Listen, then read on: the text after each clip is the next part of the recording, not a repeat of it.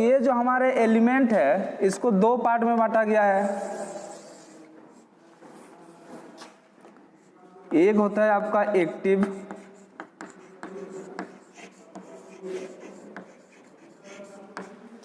दूसरा होता है पैसिव।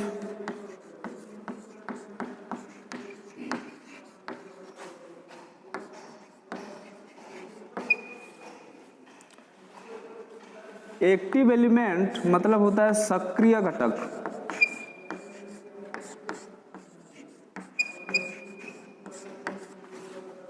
और एक्टिव मतलब सक्रिय हुआ, तो पैसिव मतलब क्या होना चाहिए? निष्क्रिय। कुछ बोल रहे हैं क्या?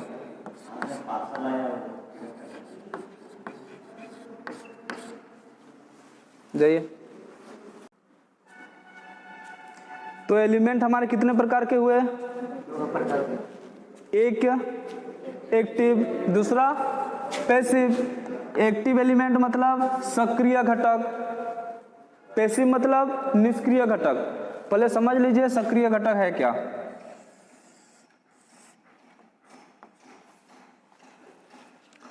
सेल देखें, सेल बैटरी सेल।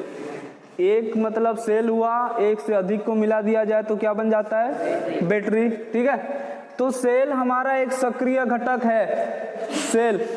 सेल और बैटरी हमारा सक्रिय घटक है। बोलने का मतलब है कि जो करंट का सोर्स है, जो वोल्टेज का सोर्स है, जहां से विद्युत वाहक बल का उत्पादन होता है, जहां पर करंट का उत्पत्ति होता है, उत्पादन होता है, वे सारे हमारे क्या कहलाएंगे? सक्रिय घटक, मतलब एक्टिव एलिमेंट। ठीक है, यानी एक तरीके से हम कह सकते हैं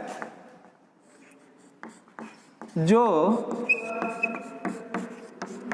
लगातार ऊर्जा का, यानी कहिए कि जो लगातार ऊर्जा प्रदान कर सकता है, प्रदान करने की क्षमता हो जिसमें, क्या? जो लगातार ऊर्जा क्या कर सकता है? प्रदान कर सकता है।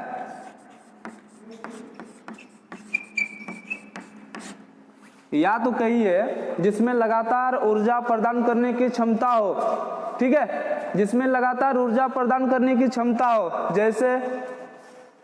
जैसे उदाहरण के तौर पर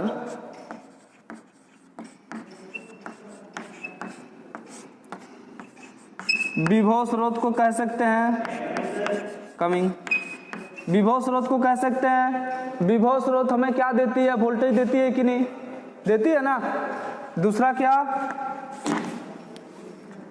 धारा स्रोत का नाम सुने हैं? अरे विभव स्रोत मतलब जहां से विभव आपको मिल रही है, कहां से? सेल तथा बैटरी से नहीं मिल रही है क्या? मिल रही है कि नहीं? वही हुआ। तो एक हुआ विभव स्रोत, एक हुआ धारा स्रोत, और क्या कह सकते हैं? सेल तथा बैटरी, सेल तथा बैटरी। क्वेश्चन आपसे पूछेगा किस तरीके से, क्या विभव स्रोत, धारा स्रोत और सेल तथा बैटरी क्या एक्टिव एलिमेंट है? किस तरीके से पूछेगा। तो ये सारे आपके क्या हुए? Active element. अब बात रही पैसिव एलिमेंट के बारे में। ठीक है, तो एक्टिव एलिमेंट में आपको पता चला कि जो लगातार ऊर्जा प्रदान कर सकती है, जिसमें लगातार ऊर्जा प्रदान करने की क्षमता हो, वो आपका क्या हुआ? एक्टिव। तो एक तरीके से नहीं कह सकते क्या? जो लगातार ऊर्जा प्रदान करने की क्षमता जिस पर नहीं हो, कह सकते हैं कि नहीं? यानी जिसमें लगातार ऊर्जा प्रदान करने की क्षमता नहीं हो,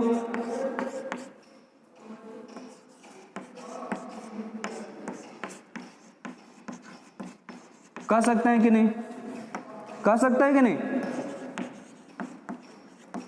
उदाहरण के तौर पर समझिए, प्रतिरोधक का नाम सुने?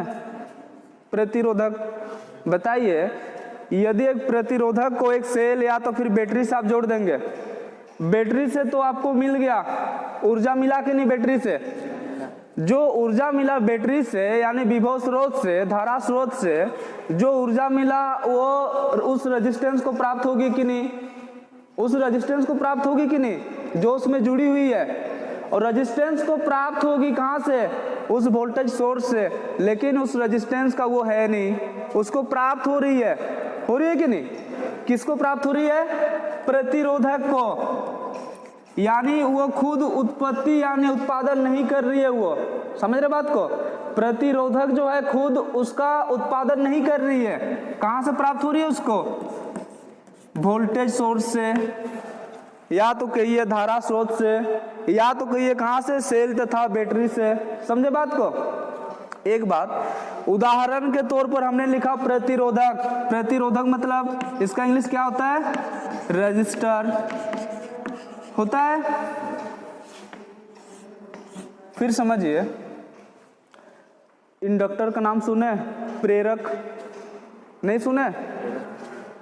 जैसे ये जो हमारा सर्किट है, इस घर का वायरिंग पूरा सर्किट है, ये हमारा कहलाएगा रेजिस्टिव लोड।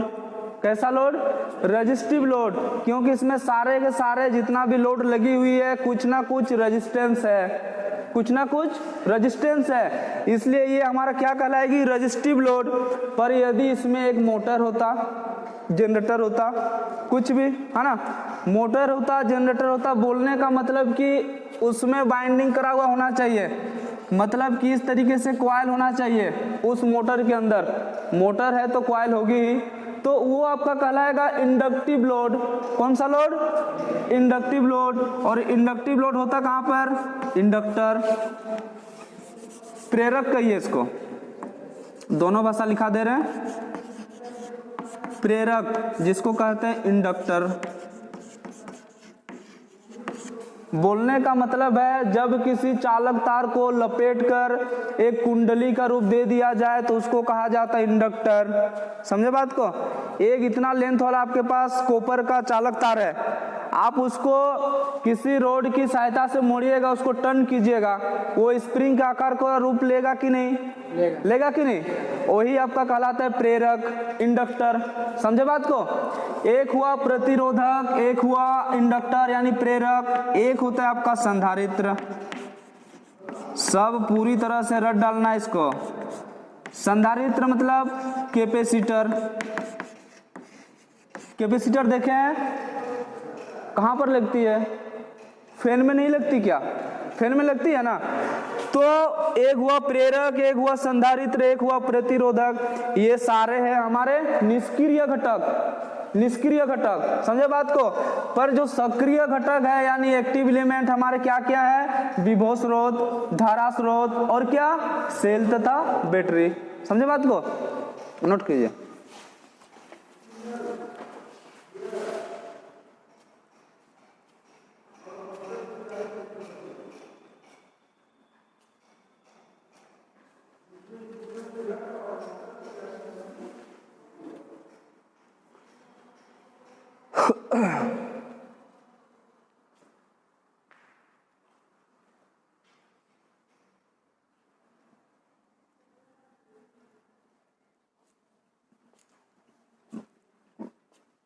ये हिल कैसे रहा, पैर रखा है क्या आगे।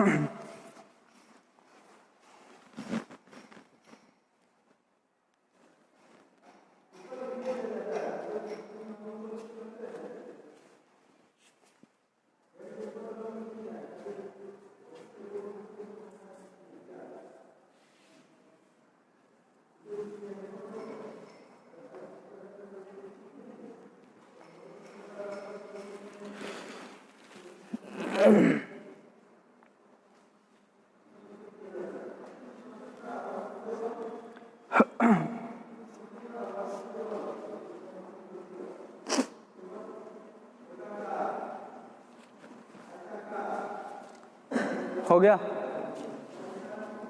यानी एक्टिव एलिमेंट हम लोग किसको कहेंगे, जो लगातार ऊर्जा प्रदान करने में सक्षम हो, यानी जो लगातार ऊर्जा प्रदान कर सकता है, जैसे विभव स्रोत यानी वोल्टेज सोर्स, करंट सोर्स और क्या, सेल तथा बैटरी। और निष्क्रिय घटक किसको कहेंगे? जो ऊर्जा प्रदान करने में सक्षम नहीं हो लगातार, ठीक है। जैसे क्या हुआ, प्रतिरोधक, प्रेरक, संधारित्र, ये सभी क्या करते हैं? ऊर्जा को क्या करते हैं? एक्सेप्ट करते हैं। ये खुद वितरित यानी खुद ये उत्पन्न नहीं करते हैं, ये है ना, ऊर्जा का उत्पत्ति इन लोग नहीं करता है। कौन कौन? प्रतिरोधक हुआ, प्रेरक हुआ, संधारित्र हुआ।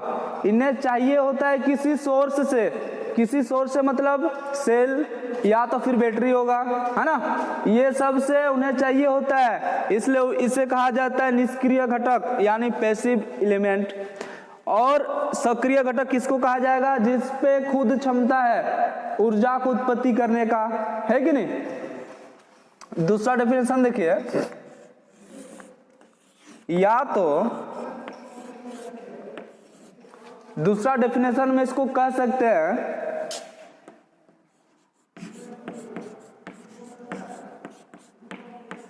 जिसमें प्रवर्धन का गुण हो। प्रवर्धन मतलब समझते हैं?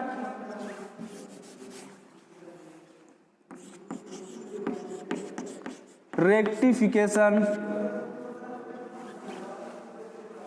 एम्प्लीफिकेशन, रेक्टिफिकेशन नहीं, एम्पलीफायर का नाम सुना है? क्या है वो? जिसमें प्रवर्धन का गुण हो, बताइए। एम्प्लीफिकेशन मतलब एम्पलीफायर का नाम सुना है? उसमें सारे के सारे इलेक्ट्रॉनिक्स चीज लगी होती है, लगी होती है कि नहीं? इलेक्ट्रॉनिक्स चीज मतलब अर्धचालक लगी होती है, लगी होती है कि नहीं? लगी होती है कि नहीं एम्पलीफायर में?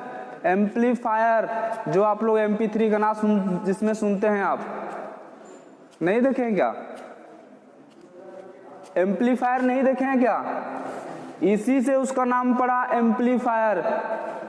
मेमोरी वगैरह डालते हैं, गाना सुनते हैं ना, इसी से नाम पड़ा एम्पलीफायर। क्यों पड़ा?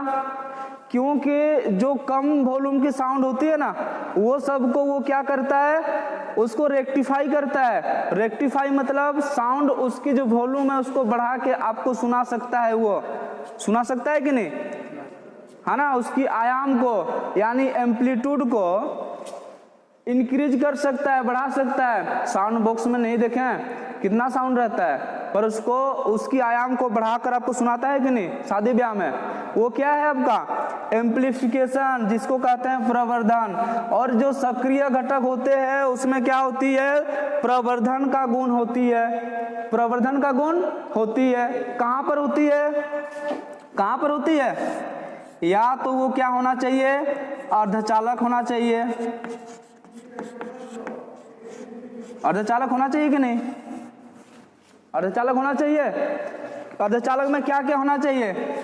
डायोड होना चाहिए। ट्रांजिस्टर का नाम सुने है कि नहीं? ये सब लगी होती है उसके अंदर। कहां पर? एम्पलीफायर के अंदर। और यही सब कार्य करता है, उसकी वॉल्यूम को बढ़ाता है, इंक्रीज करता है। डायोड एक होता है, ट्रांजिस्टर, ठीक है। लिखिए फटाक से, आगे उसमें आएगा। लिख लिए? लिख लिए? देखिए,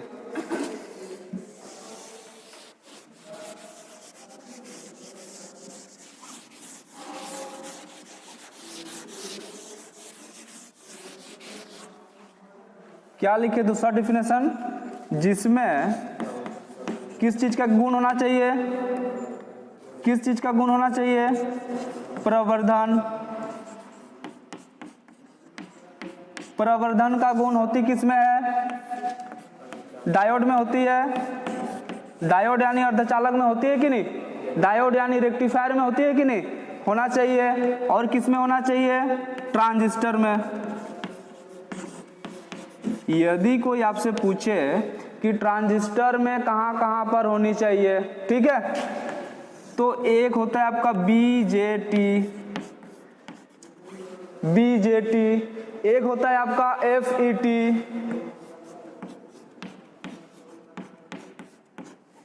एक होता है आपका UJT। इस सब में होना चाहिए। ये सभी ट्रांजिस्टर लगी है। ट्रांजिस्टर है। क्या क्या? बीजेटी। बीजेटी का फुल फॉर्म होता है बाई जंक्शनल, बाय जंक्शन कहिए, जंक्शनल नहीं, by junction transistor. Full form लिखना चाहे तो लिख सकते हैं, बाई जंक्शन ट्रांजिस्टर, ट्रांजिस्टर कहिए, ट्रांजैक्शन नहीं, लिख दें।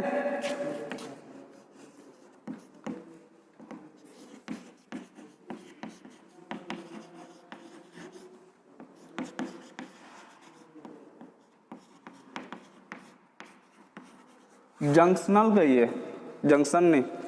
बाय जंक्शनल ट्रांजिस्टर, एक कहिए फील्ड इफेक्ट ट्रांजिस्टर, एफईटी को लिखिए, फील्ड इफेक्ट ट्रांजिस्टर लिखिए।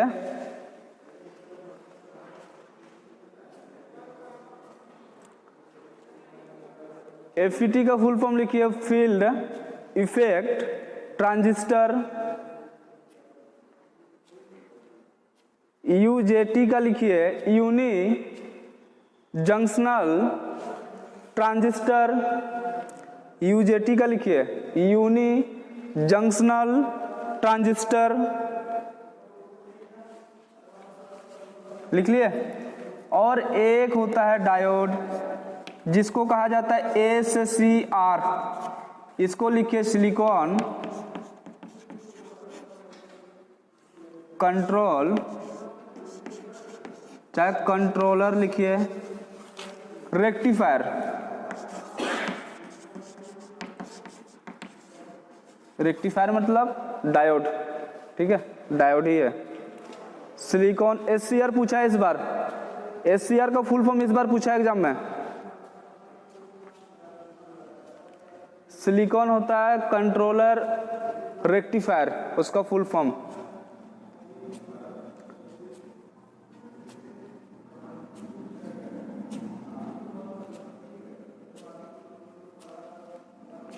पैर पीछे कीजिए, आप हिल रही है। बीजेटी का क्या लिखे? बाय जंक्शनल ट्रांजिस्टर, है ना। एफईटी का क्या लिखे? Field effect transistor. यूजेटी का यूनी जंक्शनल ट्रांजिस्टर, लिख लिए। तो ये आपके उदाहरण है, किसके उदाहरण है? एक्टिव एलिमेंट के। किसके हैं? एक्टिव एलिमेंट के। क्या क्या है? बीजेटी जो ट्रांजिस्टर है, एफईटी ट्रांजिस्टर है, यूजेटी ट्रांजिस्टर है, पर एससीआर आपका क्या है? डायोड है। समझे बात को? और जो निष्क्रिय घटक है, इस बार जो एग्जाम में पूछा है, इन तीनों के अलावे और दो इसके उदाहरण होते हैं। एक होते हैं आपके बल्ब। बल्ब ही क्यों? बल्ब का तंतु देखें, बल्ब का, फिलिप्स बल्ब का तंतु देखें, किस चीज का बना होता है? टंगस्टन का। वो रेजिस्टेंस है कि नहीं? वो रेजिस्टेंस है तो क्या हुआ? ऊर्जा का उत्पादन करती है। ऊर्जा उत्पन्न करने की क्षमता है उसमें? नहीं, उसको बाहर से चाहिए होता है, करंट सोर्स से, वोल्टेज सोर्स से चाहिए होता है कि नहीं? तो एक हुआ बल्ब, एक हुआ आपका ट्रांसफार्मर। ध्यान रखना है, बल्ब और ट्रांसफार्मर इस बार का ही एग्जाम में पूछा है। एससीआर के बारे और बल्ब और ट्रांसफार्मर के बारे पूछा है कि इनमें से कौन सक्रिय घटक है ना। तो उसमें आपका ऑप्शन था एससीआर वाला। और जो पूछा था दूसरा शिफ्ट में, इनमें से कौन निष्क्रिय घटक है, उसमें बल्ब, ट्रांसफार्मर, ए बी दोनों, इनमें से कोई नहीं, इस तरीके से था। तो बल्ब और ट्रांसफार्मर हमारा क्या है? निष्क्रिय घटक। ट्रांसफार्मर क्या ऊर्जा की उत्पत्ति करती है खुद से, उसको देना पड़ता है। ट्रांसफार्मर का कार्य क्या है? वोल्टेज को कम बेसी करना, है ना, यानी उच्च को निम्न करना या तो फिर निम्न को उच्च करना। जैसे आपको पावर हाउस से मिलती है 11,000, आपको अपने गांव पे कितना मिलती है? कितना मिलती है? 230 से 50 वोल्ट, 230 से 250 वोल्ट, है ना। 11,000 आपको मिली कहां से? पावर हाउस से। तो ट्रांसफार्मर क्या किया? चेंज किया, उच्च को निम्न किया, मतलब स्टेप डाउन किया, है ना। इसलिए सभी के गांव में एक स्टेप डाउन ट्रांसफार्मर लगी होती है, उसको कहा जाता है स्टेप डाउन ट्रांसफार्मर। तो वे जो ट्रांसफार्मर है वे हमारे कौन सी घटक के अंतर्गत आती है? निष्क्रिय घटक। समझे बात को? उतार भी लिए? उतार भी लिए? लिखिए नेक्स्ट। लिखिए सक्रिय घटक के प्रकार, मतलब एक्टिव एलिमेंट के प्रकार।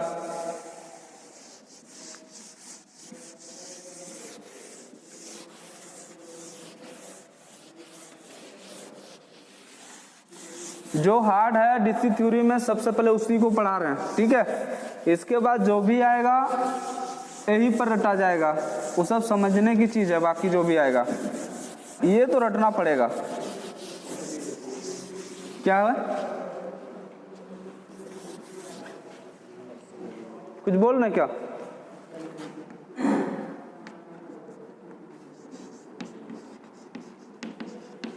एक्टिव एलिमेंट, इसके प्रकार, मतलब कि सक्रिय घटक के प्रकार।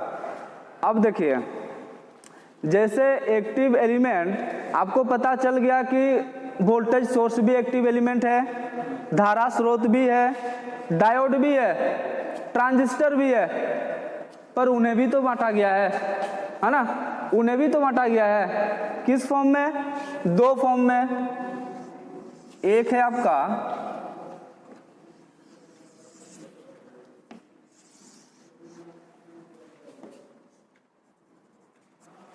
क्या क्या?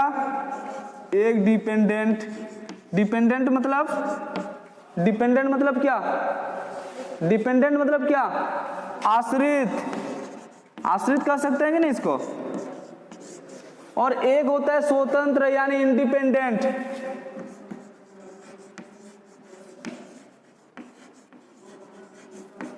मतलब क्या? स्वतंत्र। पहले जानिए इंडिपेंडेंट के अंतर्गत क्या क्या आते हैं। मतलब कि स्वतंत्र अवस्था में कौन कौन होते हैं? एक होता है धारा स्रोत, एक होता है क्या? वोल्टेज स्रोत। सब हवा में उड़ रहा है क्या आज? एक होता है पावर स्रोत। समझ में आ रहा है कि हवा में उड़ रहा है आज? आप लोग को फेस देख के तो लग रहा है कि समझ में नहीं आ रहा है। सही है क्या?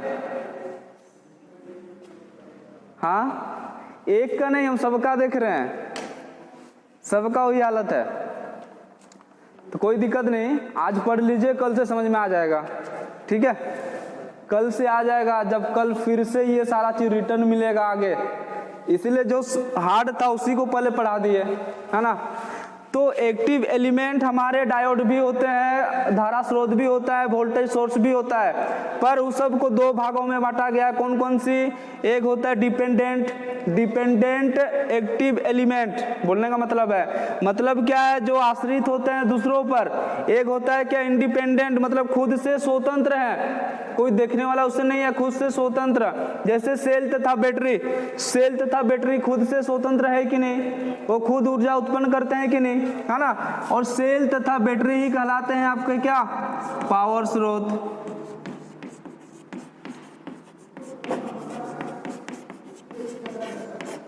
पावर स्रोत, ठीक है। यदि धारा स्रोत का सिंबल पूछा जाए आपसे, याद रखना है, एक गोल करना है, समझे?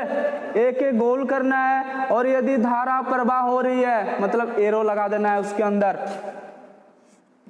एरो लगाना है। ये हुआ आपका क्या? धारा स्रोत। धारा स्रोत।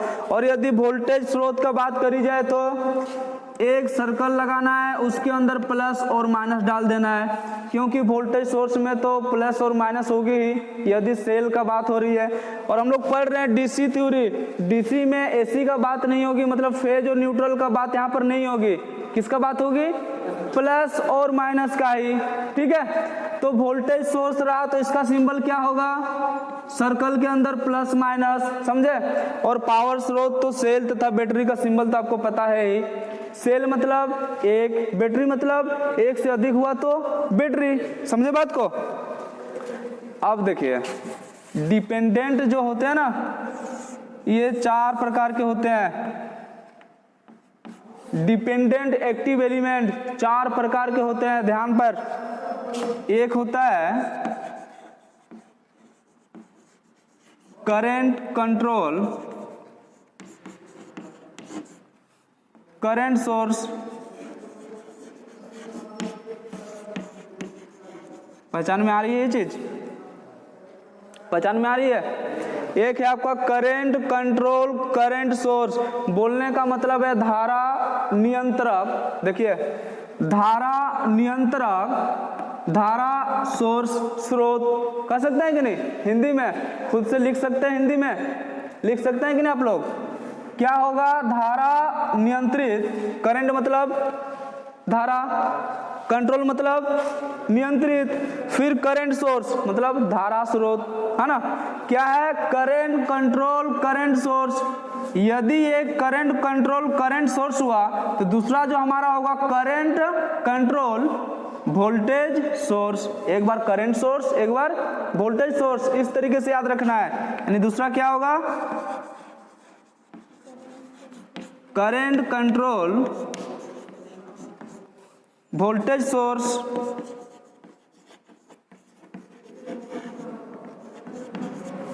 देखिए किसको कंट्रोल किया जा रहा है? करंट को, है ना? एक नंबर पर क्या? करंट कंट्रोल, 2 नंबर पर क्या? Current control. पर यहाँ करंट कंट्रोल कर रहा है किसको? करंट सोर्स को। यहाँ पर किसको कंट्रोल कर रहा है? वोल्टेज सोर्स को। अब कौन करेगा कंट्रोल? Voltage control. कौन करेगा? 2 में किया करंट कंट्रोल, अब कौन करेगा? Voltage control. याद रखने का तरीका बता रहे हैं बस।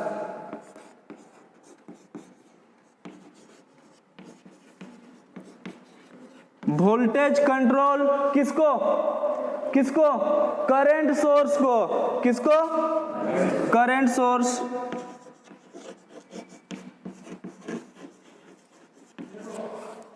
अब लास्ट में देखिए, अब किसको कंट्रोल करेगा? कौन करेगा? वोल्टेज करेगा। यानी वोल्टेज कंट्रोल किसको करेगा? वोल्टेज सोर्स को करेगा कि नहीं?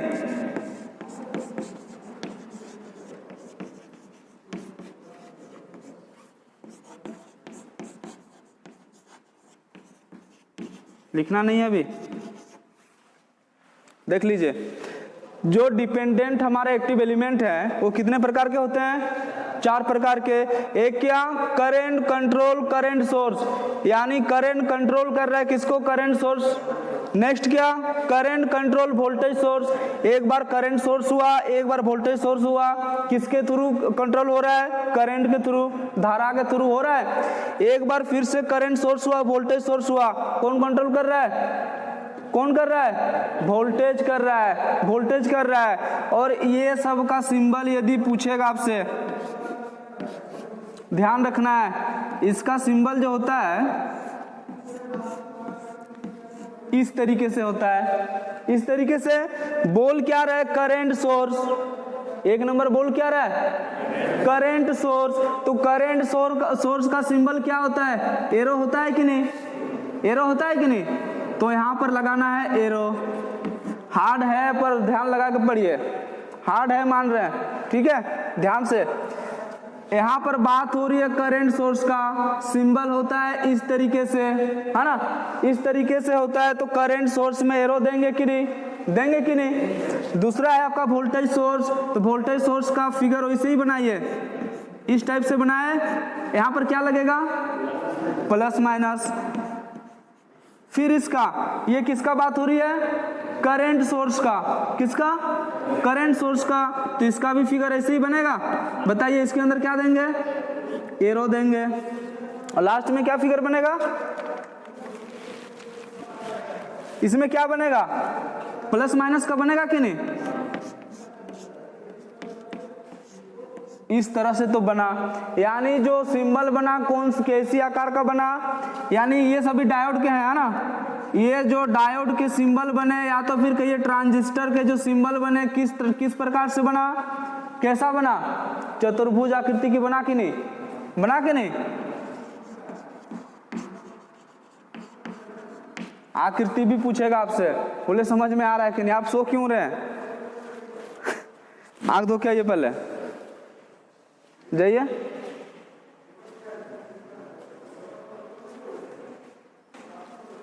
आदमी सोता क्यों है पता है? एक तो क्लास बोरिंग लग रहा है, नहीं तो समझ में नहीं आ रहा है उसको। दो ही रीजन हो सकता है, ठीक है, पर कुछ नहीं कर सकते। आज का क्लास बोरिंग रहेगा ही, क्योंकि सारा चीज आपको रटना पड़ रहा है इससे, है ना। समझाने का कुछ नहीं है, बस हम दिशा दे रहे हैं किस तरीके से पढ़िएगा तो रटाएगा, दिमाग पर रहेगा। समझे बात को? ऐसे पढ़ना है। तो करंट सोर्स का बात हुआ तो क्या किए? एरो दिए। समझिए बात को, क्या दिए? एरो दिए। पर करंट कंट्रोल करंट सोर्स का एक ही उदाहरण है, वो उदाहरण आपका कहलाता है क्या? बीजेटी। समझे बात को? बीजेटी तो होता है एक्टिव एलिमेंट, सबको पता है, पर कौन सा कैटेगरी में आता है? कौन सा कैटेगरी में आता है? करंट कंट्रोल करंट सोर्स, इस कैटेगरी में आता है, ध्यान रखना है। समझे बात को? बीजेटी मतलब bi junctional transistor. Bi junctional transistor कौन सी कैटेगरी में आता है? Current control current source. समझे बात को? दूसरा देखिए, दूसरा क्या कर रहा है? करंट कंट्रोल, ये भी करंट से ही कंट्रोल कर रहा है उसको। किससे? करंट से ही। और किसको कंट्रोल कर रहा है? वोल्टेज को। वोल्टेज को ना, तो यहां पर सिंबल लगेगा जैसे आर मतलब क्या होता है? आर मतलब क्या होता है? रेजिस्टेंस। तो बताइए, किसी करंट को यदि कंट्रोल करना है तो आप किस चीज से कंट्रोल कीजिएगा उसको? रियोस्टेट से। रियोस्टेट से। किस प्रकार से? रियोस्टेट मतलब उसमें क्या होती है? प्रतिरोध है कि नहीं? प्रतिरोध का मान बढ़ाइएगा, करंट ऑटोमेटिक कम होगा कि नहीं? होगा। मतलब प्रतिरोध से यानी आर से हम लोग कंट्रोल कर सकते हैं किसको? किसको? करंट को। करंट को, यानी करंट कंट्रोल, करंट को कंट्रोल किससे कर सकते हैं? आर से यानी रेजिस्टेंस से। कैसी शाखा होना चाहिए? याद करने का तरीका बता रहे हैं, सब फंसिएगा नहीं तो। आई एक्स, आर लिखना है आई एक्स। आई एक्स मतलब आई है आपका करंट, एक्स मतलब उसकी शाखा है। जैसे यहाँ पर सभी में अलग अलग शाखा होगी, शाखा होगी ना, तो सभी शाखा में करंट चलेगी कि नहीं? सभी शाखा में। तो सभी शाखा को कौन रोकेगा? रेजिस्टेंस। इसीलिए लिखे क्या? Are I x. समझे बात को? Are I x. याद हो जाएगा कि नहीं? इसको आर लिखिए। ये क्या है आपका? Are I x. यदि ये आपका आर आई एक्स है तो ये क्या होता? क्या होता? ये भी आर आई एक्स ही होता, क्योंकि इसमें भी करंट को ही कंट्रोल किया जा रहा है। किसके थ्रू? रेजिस्टेंस के थ्रू। रेजिस्टेंस मतलब रियोस्टेट के थ्रू। समझे बात को? तो ये भी क्या होता आपका? आर होता, आई होता, नीचे एक्स। एक्स से आपकी शाखा, यानी सभी शाखा में, एक्स मतलब बहुत सारी शाखा। यदि 3 शाखा है, यानी 3 शाखा में करंट को कंट्रोल करना है तो किसके थ्रू? रियोस्टेट यानी आर यानी रेजिस्टेंस के थ्रू। समझे बात को? इस तरीके से। तीसरा नंबर पर आइए, वोल्टेज कंट्रोल। बताइए वोल्टेज को कंट्रोल कैसे कर सकते हैं हम लोग? वोल्टेज को कंट्रोल कैसे करेंगे? कैसे करेंगे वोल्टेज को कंट्रोल? अरे वोल्ट मीटर से नहीं कर सकते, विभव स्रोत से कर सकते हैं कि नहीं? वोल्टेज को हम लोग मापते किससे हैं? विभव से, है ना। तो वोल्टेज को कंट्रोल करेंगे हम लोग वी एक्स से। यहां पर लिखा रहेगा आपका वी एक्स। क्या? V X. यहां पर यदि वी एक्स लिखा हुआ है तो यहां पर क्या लिखा हुआ रहेगा? क्या लिखा हुआ रहेगा? ये भी वी एक्स ही लिखा हुआ रहेगा। रटिए किस तरीके से, देखिए ऊपर में क्या है? Are I x. I x क्यों लिखे? करंट, करंट को कंट्रोल करना है किसके थ्रू? आर मतलब रेजिस्टेंस के थ्रू, है ना। और ऐसा कहां पर होता है? बीजेटी में, वाई जंक्शनल ट्रांजिस्टर में। समझे बात को? फिर ये भी सेकेंड वाला भी है करंट कंट्रोल, मतलब यहां पर भी आर आई एक्स। थर्ड वाला है क्या, वोल्टेज कंट्रोल। वोल्टेज मतलब विभव कंट्रोल, विभव को अलग अलग शाखा में कंट्रोल करेंगे तो Vx होगा। फोर्थ वाला भी है क्या, वो भी वोल्टेज कंट्रोल यानी Vx होगा। और ये सब उदाहरण है, क्या दिक्कत है आपको बताइए जी, समझ में नहीं आ रहा है? समझ में नहीं आ रहा है फिर से वीडियो देख लीजिएगा, ठीक है? नहीं तो पूरी तरह से इसको रट डालिए, सबसे बढ़िया रहेगा, दूसरा उपाय नहीं है। देखिए, और इसका आपका उदाहरण है FET। FET मतलब फील्ड इफेक्ट ट्रांजिस्टर। इसका उदाहरण क्या है, FET यानी फील्ड इफेक्ट ट्रांजिस्टर। यदि आपसे पूछा जाए कि FET तो है आपका एक्टिव एलिमेंट, सबको पता है, पर कौन सी कैटेगरी में आता है, तो ध्यान रहे क्या, वोल्टेज कंट्रोल वोल्टेज सोर्स के अंतर्गत। समझे बात को, कहां पर, वोल्टेज कंट्रोल वोल्टेज सोर्स के अंतर्गत। और यदि पूछे कि वोल्टेज कंट्रोल करंट सोर्स के अंतर्गत क्या आता है, तो याद रखना है इसमें जो आता है आपका OP एम्पलीफायर, चाहे कहिए एम्पलीफिकेशन, है ना, OP-AMP लिखिए, मतलब ऑपरेशन एम्पलीफिकेशन, ऑपरेशन एम्पलीफिकेशन। चलिए पहले उतार लीजिए, खिचड़ी हो गया।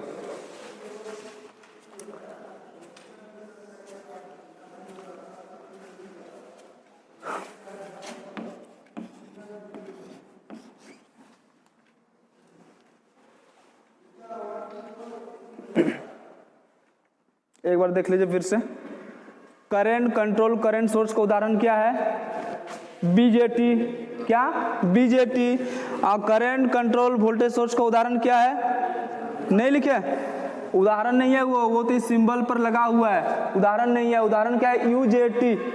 क्या, UJT, ठीक है। फिर 3 नंबर पर है वोल्टेज कंट्रोल करंट सोर्स। यहां पर उदाहरण क्या है, OP एम्पलीफिकेशन यानी ऑपरेशन एम्पलीफिकेशन, इसका उदाहरण ये हुआ। फिर है आपका वोल्टेज कंट्रोल वोल्टेज सोर्स, उसका उदाहरण क्या है, FET, है ना। पर सभी के सभी यानी BJT भी है एक्टिव एलिमेंट, UJT भी है, FET भी है, और क्या है, OP डैश एम्पलीफिकेशन यानी ऑपरेशन एम्पलीफिकेशन, सारे एक्टिव एलिमेंट हैं, पर सारे अलग अलग कैटेगरी में आते हैं। इतना रटना पड़ेगा, हार्ड यही तक था, इसके बाद नहीं रहेगा।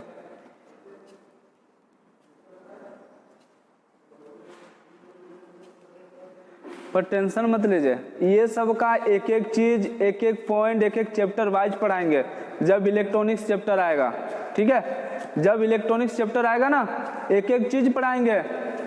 शायद आपको इसीलिए ये चीज समझ में नहीं आ रहा है अभी, बस इतना मान के चलिए। क्या मान के चलना है कि BJT भी एक्टिव एलिमेंट है, UJT भी एक्टिव एलिमेंट है, फिर क्या है, ऑपरेशन एम्पलीफिकेशन भी एक्टिव एलिमेंट है, फिर क्या है, FET भी एक्टिव एलिमेंट है तो ट्रांजिस्टर, है तो ट्रांजिस्टर, पर क्या है, एक्टिव एलिमेंट है कि नहीं, एक्टिव एलिमेंट है। फिर क्या है, धारा स्रोत भी एक्टिव एलिमेंट है, वोल्टेज सोर्स भी है, पावर स्रोत मतलब सेल तथा बैटरी, ये भी एक्टिव एलिमेंट है। पर बात रही अलग अलग रूप में है, किस रूप में, जो धारा स्रोत वोल्टेज स्रोत और पावर स्रोत किस रूप में, स्वतंत्र अवस्था में, यानी इंडिपेंडेंट एक्टिव एलिमेंट के रूप में है। समझे बात को।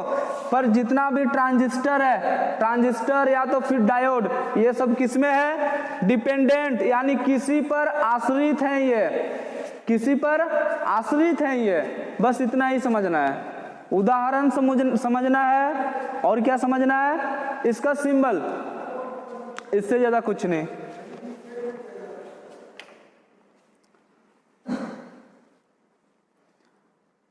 घर में जाकर आज एक बार जरूर पढ़िएगा, वरना कुछ समझ में नहीं आएगा ये चीज।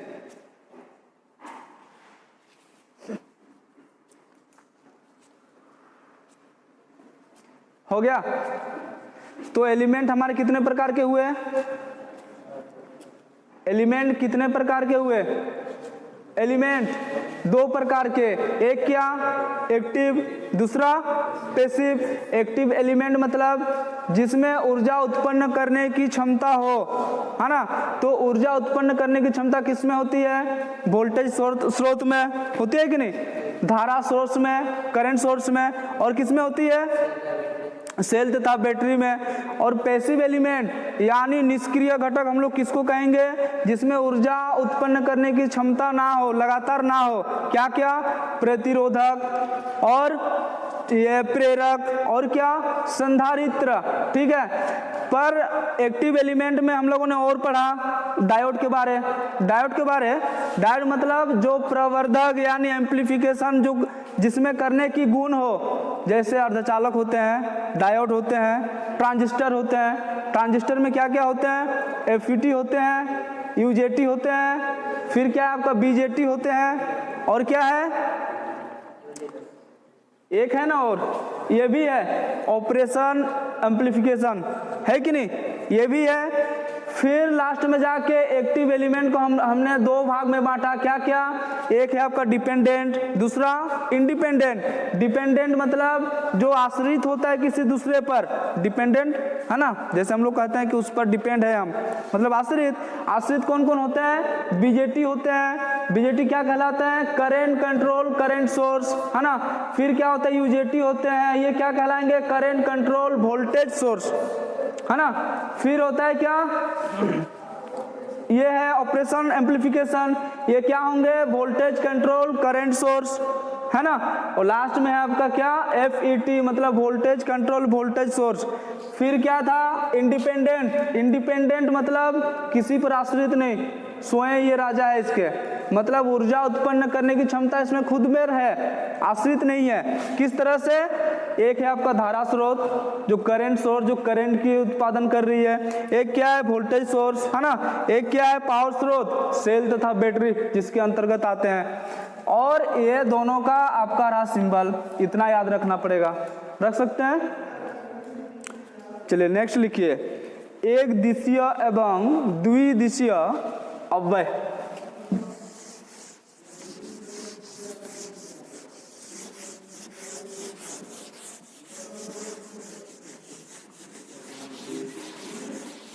एक दिशीय एक दिशा वाला, द्विदिशीय दो दिशा वाला, नामे से पता चल रहा है।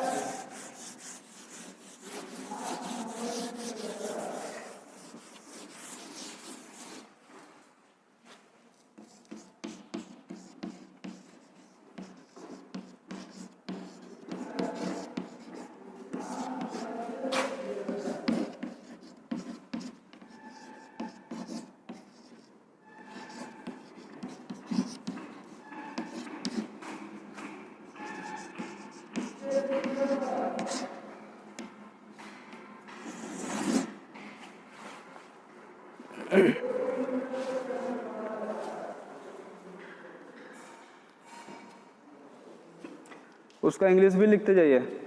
एक दिशीय का होता है यूनिलेटरल,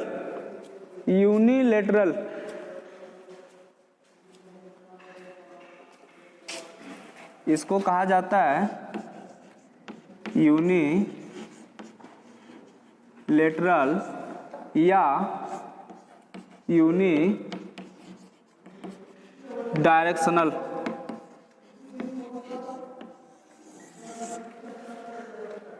एक दिशीय को, जो द्विदिशीय है इसको कहा जाएगा बाइलेटरल या वाई डायरेक्शनल।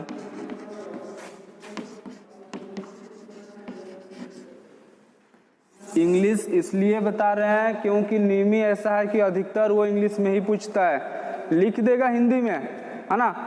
जैसे यूनि डायरेक्शनल है ना, इसको लिख देगा हिंदी में, पर है इंग्लिश वर्ड।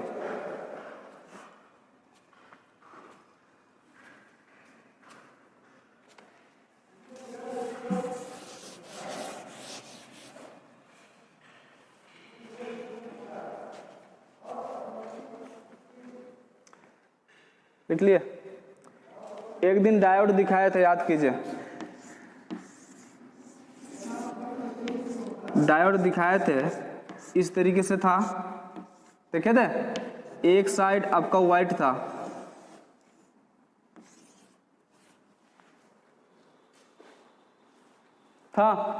देखे थे। समझ लीजिए, यदि एक डायोड को आप एक सेल में जोड़ देंगे, करंट इधर से फ्लो हो रही है, फ्लो हो रही है कि नहीं? करंट तो इधर से फ्लो हो रही है, लेकिन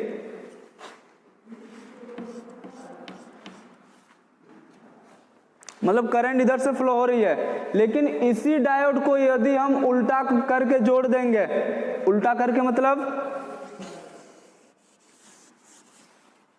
उस जो डायोड था ना उसको पलट देंगे, मान लीजिए अब इधर कर दिए, मतलब इसका जो व्हाइट कलर था ये इस साइड हो गया। बात को समझ रहे हैं कि नहीं? अब क्या करंट फ्लो इसमें होगी? करंट फ्लो अब इसमें नहीं होगी।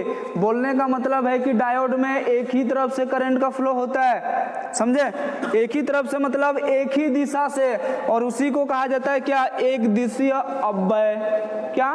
एक दिशीय अपव्यय। और ये क्या है? अर्धचालक है। समझे बात को? यानी क्या हम कह सकते हैं वैसी अपव्यय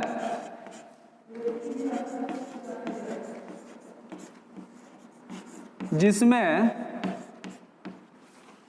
धारा के मान में परिवर्तन करने पर, चाहे दिशा में परिवर्तन करने पर,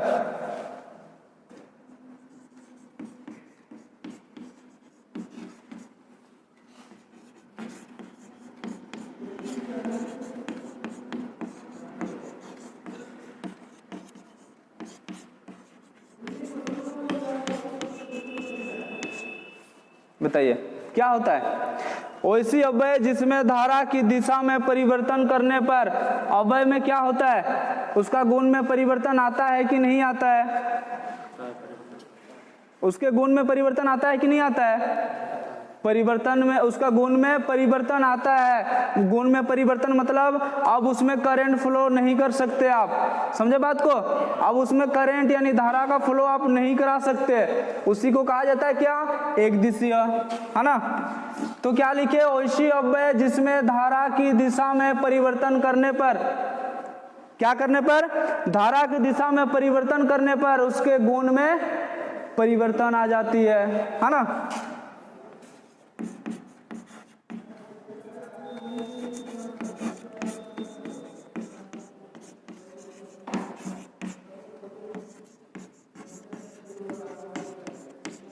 उसकी गुण भी परिवर्तित हो जाती है। लिखिए, रुक जाइए, नहीं लिखना अभी। मतलब क्या? वैसी अपव्यय जिसमें धारा की दिशा में परिवर्तन करने पर उसके गुण में भी परिवर्तन आ जाती है। कैसा गुण में परिवर्तन? मतलब पहले अपने आप से करंट का फ्लो होने दे रही थी, अब क्या हो रहा है? अब वो करंट का फ्लो नहीं होने दे रही है, समझे बात को? पर जो द्विदिशीय अपव्यय होगा, क्या होगा? यदि उसकी धारा की दिशा में परिवर्तन करेंगे फिर भी उसके गुण में कोई परिवर्तन नहीं आएगा, समझे? मतलब कि यदि धारा की दिशा में परिवर्तन करेंगे, समझिए किस प्रकार से। मान लीजिए ये आपका रेजिस्टेंस है, इधर से हम सप्लाई सोर्स मारे, यहाँ से करंट का फ्लो हो रहा है कि नहीं? अब देखिए करंट का फ्लो प्लस माइनस पर तो हो रहा है ना? हो रहा है। क्या कोई भी रेजिस्टेंस में प्लस माइनस होता है? होता है। यदि इसी रेजिस्टेंस को मान लीजिए अभी इधर से A और B था, ठीक है? इसी रेजिस्टेंस को इसी सोर्स में यदि हम उल्टा करके जोड़ देंगे तो, उल्टा करके मतलब BA, मतलब रेजिस्टेंस पहले ऐसा था, है ना? अब इसको पलट देंगे इस तरीके से, अब करंट फ्लो होगा कि नहीं? होगा ना? इसीलिए रेजिस्टेंस आपका क्या है? द्विदिशीय अपव्यय। समझे बात को? रेजिस्टेंस क्या है? द्विदिशीय अपव्यय। और रेजिस्टेंस के अलावे और दो होते हैं, एक होते हैं आपका प्रेरक और एक होते हैं आपका संधारित्र। इस तरीके से याद रखिए। एक दिशीय मतलब समझे? मतलब एक ही तरफ से धारा का प्रवाह कर सकते हैं, जिसमें एक ही तरफ से, मतलब ये आपका रहा मान लीजिए डायोड, ऐसे जोड़े करंट इधर से फ्लो हो रहा है, लेकिन डायोड को यदि ऐसे कर देंगे, पलट देंगे, तो अब करंट इधर से फ्लो कर ही नहीं सकता, वो कर ही नहीं सकता। समझे बात को? तो डायोड हुआ आपका क्या, एक दिशीय, यानी उदाहरण पर मारिए इसको, डायोड यहां पर लिखिए,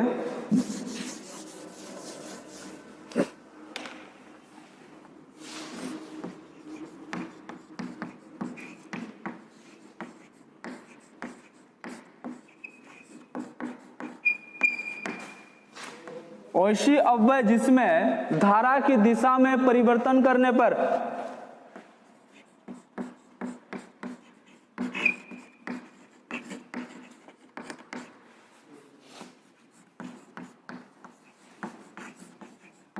समझ में आ रहा है कि नहीं? थोड़ा थोड़ा करने पर क्या होता है, अव्यय के गुण में कोई प्रभाव नहीं पड़ता है। समझे बात को?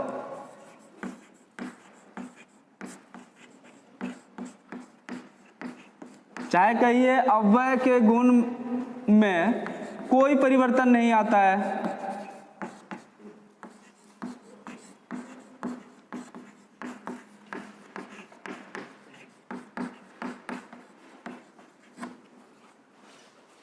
उदाहरण के तौर पर लिखिए, लिखते जाइए। अब एक लिखिए प्रतिरोधक, एक लिखिए प्रेरक,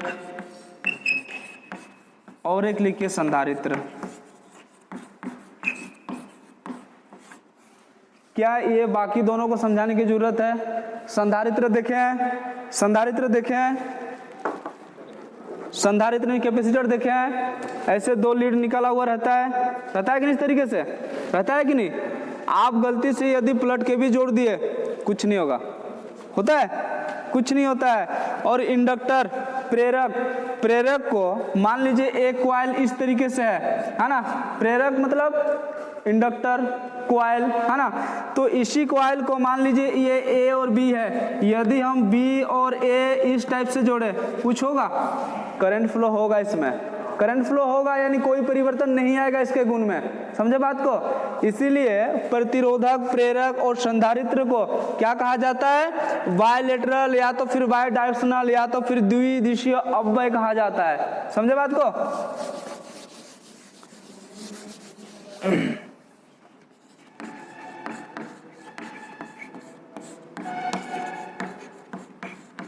डायोड या तो फिर अर्धचालक कहिए,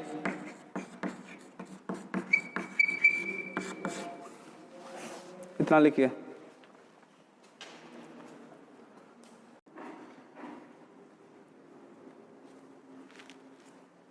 उतार लिए?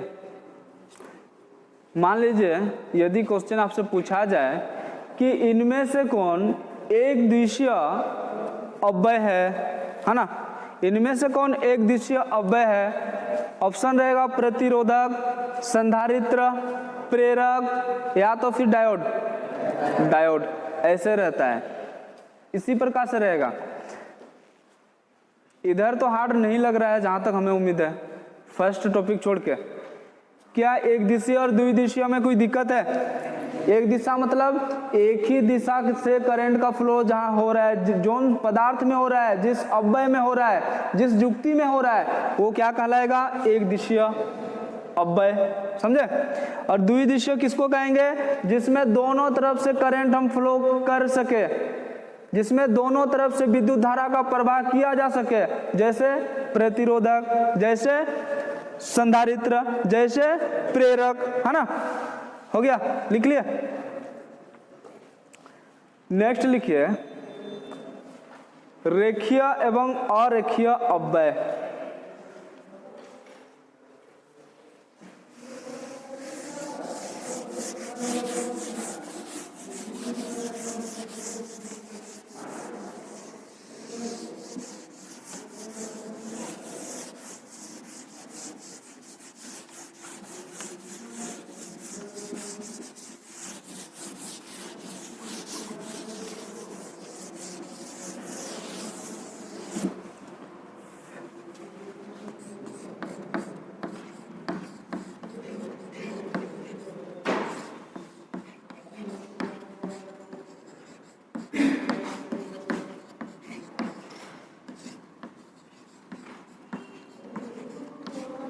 रेखीय एवं अरेखीय अपव्यय, इसमें भी दो टेबल बनाइए। एक तरफ लिखिए रेखीय,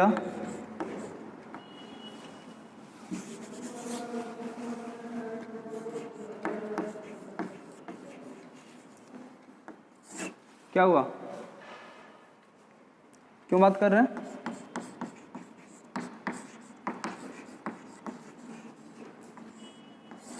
रेखीय को लाइनर कह सकते हैं, लाइनर एलिमेंट कह सकते हैं कि नहीं?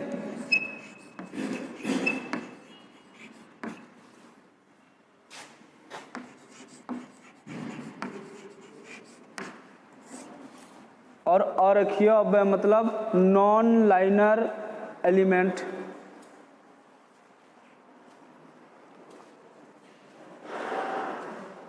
लिख लिए, एक तरफ लिखिए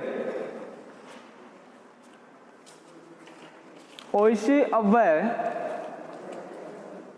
एक तरफ मतलब लाइनर तरफ, ओइसी अपव्यय लिखते जाइए, ओइसी अपव्यय जो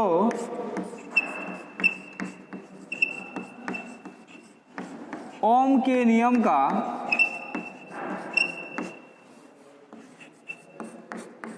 पालन करती है,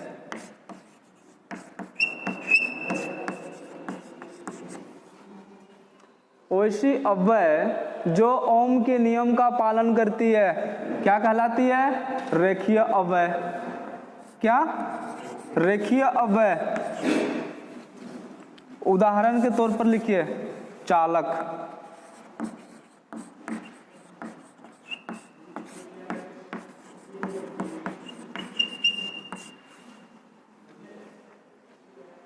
उदाहरण के तौर पर क्या लिखे? चालक। ठीक है, यानी हम लोग रेखीय अपव्यय किसको कहेंगे? ओइसी अपव्यय जो ओम के नियम का पालन करती है, ओम के नियम का पालन करती है। अब आप पूछेंगे कि ओम का नियम है क्या, है ना? क्या यही बता दे कि नेक्स्ट क्लास में बता दे? यही पर देखिए, ओम का नियम क्या कहता है? यदि किसी सर्किट में कोई एक परिपथ होना चाहिए, जैसे ये है हमारा परिपथ, सर्किट है, करंट का फ्लो हो रहा है। सर्किट मतलब जिसमें करंट का फ्लो हो रही है, जिसमें बल्ब जल रही है मतलब करंट फ्लो हो रही है। तो ओम्स लॉ क्या कहता है? ऐसी परिपथ जिसमें क्या होना चाहिए? वोल्टेज को बढ़ाएंगे तो करंट भी बढ़ेगा, वोल्टेज को घटाएंगे तो करंट भी घटेगा, पर एक कंडीशन है, तापमान नियत होना चाहिए। नहीं समझे? नहीं समझे? मतलब कहिए किसी बंद डीसी या तो फिर एसी परिपथ में यदि किसी चालक का तापमान नियत हो, बोलने का मतलब है यदि ये इसमें करंट का फ्लो हो रही है और तापमान आपका है 30 डिग्री सेल्सियस, कितना है?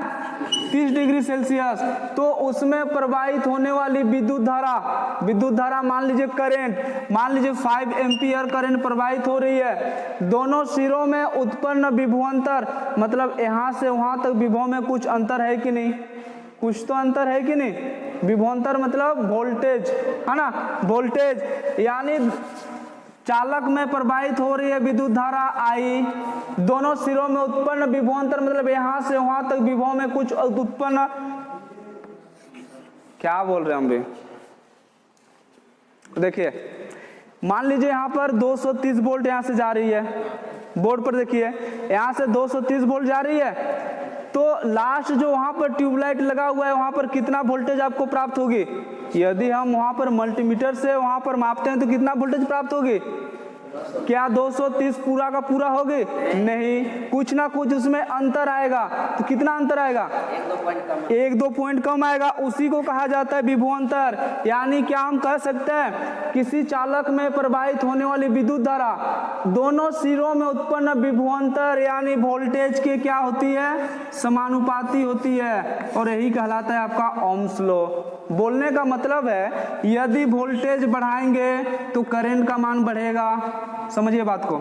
अभी मान लीजिए 230 वोल्ट है, करंट का मान है 5 एम्पियर।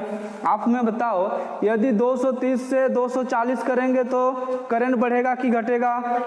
बढ़ेगा, क्योंकि वोल्टेज करंट के समानुपाती होता है। कौन कहता है? ओम्स लॉ कहता है। कौन कहता है? ओम्स लॉ कहता है। यानी वोल्टेज बढ़ाएंगे तो करंट का मान भी बढ़ेगा, पर एक कंडीशन है। कैसा कंडीशन? तापमान 30 डिग्री था तो 30 डिग्री ही रहना चाहिए और बढ़ना नहीं चाहिए। समझे बात को? यही कहता है ओम्स लॉ। यानी ऐसी अव्यय जो ओम के नियम का पालन करती है उसी को कहा जाता है एक दिशीय, है ना। ओम के नियम का पालन करना चाहिए, मतलब तापमान नियत यानी कांस्टेंट होना चाहिए, तभी क्या होगा? वोल्टेज बढ़ाएंगे तो करंट बढ़ेगा। ऑटो ट्रांसफार्मर देखें, ऑटो ट्रांसफार्मर देखें, ऑटो ट्रांसफार्मर। अच्छा, स्टेबलाइजर में एक ट्रांसफार्मर है, देखें स्टेबलाइजर में, उसमें क्या होता है? वोल्टेज बढ़ाते हैं, करंट घटता है। बढ़ता ही घटता है, कैसे पता नहीं चलता है? वोल्टेज बढ़ाए तो ज्यादा रोशनी देती है कि नहीं? मतलब करंट ज्यादा मिलती है कि नहीं? तो ओम के नियम के अनुसार ही तो। समझे कि नहीं बात को? ओम्स का नियम उसमें लागू होता है। किस तरीके से? जैसे ही वोल्टेज आप बढ़ाए, यानी 230 से 240 किए, करंट का मान भी कुछ ना कुछ बढ़ा कि नहीं? तभी आपका रोशनी उसमें ज्यादा पड़ा। और ये कहता है ओम्स लॉ। और ये होता कहाँ पर है? चालक पर। चालक पर, जैसे स्टेबलाइजर में जो टीवी वगैरह चलाते हैं वहां पर तो कुछ ना कुछ अर्धचालक भी रहा होगा। अर्धचालक मतलब डायोड भी रही होगी, है ना। पर डायोड पर ये लागू नहीं होता है ओम्स लॉ। समझे बात को? डायोड पर लागू नहीं होता है। बोलने का मतलब है, एनटीसी पदार्थ का नाम सुने हैं? एनटीसी पदार्थ का नाम सुने हैं? एनटीसी पदार्थ का नाम सुने हैं? क्या क्या होती है? कार्बन होती है, कार्बन होती है कि नहीं? और क्या क्या होती है? इलेक्ट्रोलाइट पदार्थ, और एक था क्या? अर्धचालक नहीं, और एक था थर्मिस्टर था। थर्मिस्टर था? अरे था कि नहीं? बोलो यार, था कि नहीं? तो उसमें क्या होता है? जैसे ही हम लोग क्या करते हैं, तापमान बढ़ाते हैं, तापमान बढ़ने पर उसमें रेजिस्टेंस का मान क्या होता है? क्या होता है? घटता है कि नहीं? तो क्या वहां पर ओम्स लॉ कार्य करेगा? ओम्स लॉ कार्य करेगा। तो अर्धचालक में ओम्स लॉ इस प्रकार से कार्य नहीं करती है, और ओम्स लॉ वहां पर कार्य नहीं करेगी। तो समझ लीजिए वो किस प्रकार का अव्यय है आपका? अरेखीय अव्यय। कैसा? अरेखीय अव्यय। यानी अर्धचालक, ट्रांजिस्टर, डायोड, है ना, थर्मिस्टर, ये सबको कह सकते हैं कि वो क्या है? अरेखीय अव्यय। कह सकते हैं कि नहीं? यानी लिखिए, इधर लिखते जाइए, जो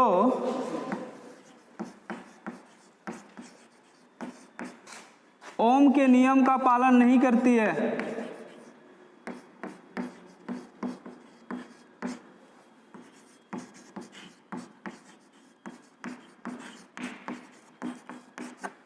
वो क्या कहलाती है? नॉन लाइनर एलिमेंट, यानी अरेखीय अव्यय। उदाहरण के तौर पर क्या? डायोड लिखिए, अर्धचालक लिखिए, ट्रांजिस्टर लिखिए,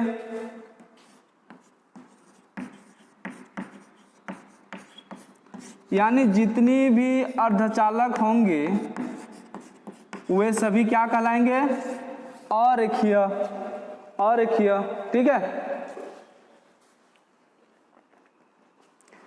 ओम्स का नियम बढ़िया से बताएंगे, ठीक है। ओम्स लॉ, किरचॉफ लॉ, ये सब आएगा नेक्स्ट क्लास में। चलिए लास्ट टॉपिक लिखिए, एकत्रित एवं वितरित अव्यय। क्या हुआ? एकत्रित एवं वितरित अव्यय।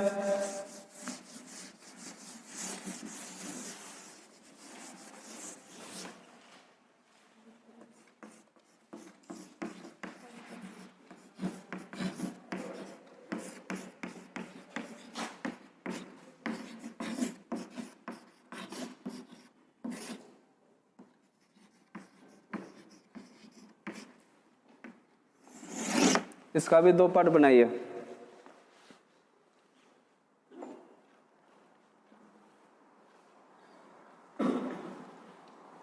देखिए, एकत्रित नहीं पूछेगा आपसे, पूछेगा लंपेड। लंपेड,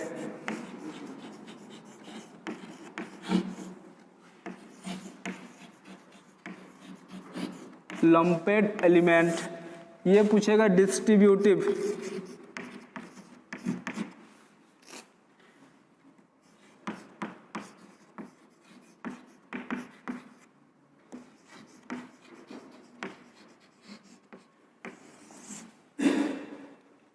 एकत्रित मतलब लंपेड, डिस्ट्रीब्यूट मतलब वितरण करना, है ना।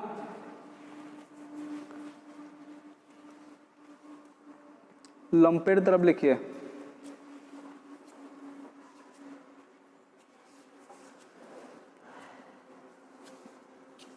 इस प्रकार के अव्यय में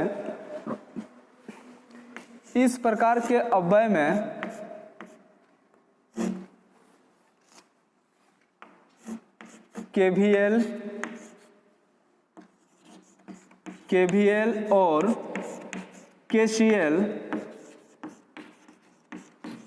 दोनों लागू होती है।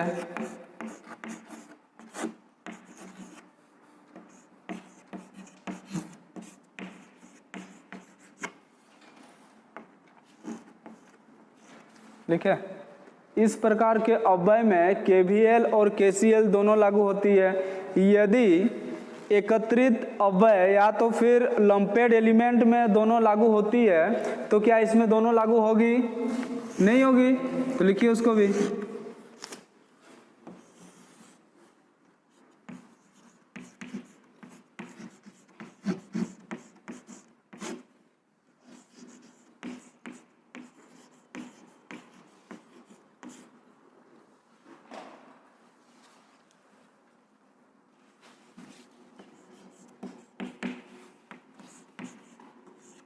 KCL और KVL लागू नहीं होती है।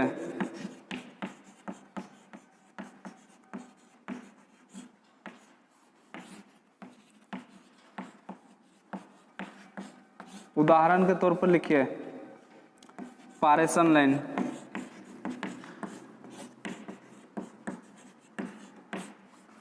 याद करने की टेंशन मत लीजिए, याद आ जाएगा।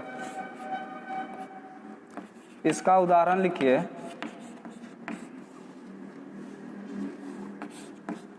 साधारण परिपथ।